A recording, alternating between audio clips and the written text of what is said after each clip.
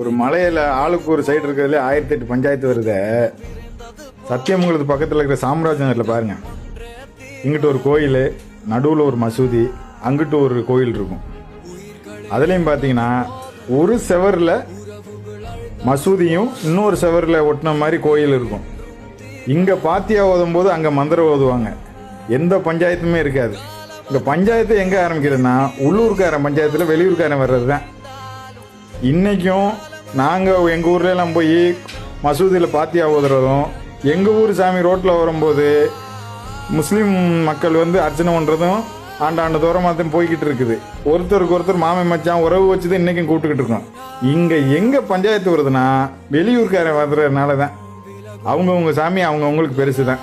அவங்கவுங்க சாமியை மட்டும் கும்பிட்டுட்டு போனால் எங்கேயுமே எந்த பஞ்சாயத்தும் இல்லை. இந்த ஊர் பாருங்கள் எவ்வளோ ஒற்றுமையாக இருக்காங்க. அடுத்த ஒரு கோயிலை பாருங்கள், அதே ஊரில்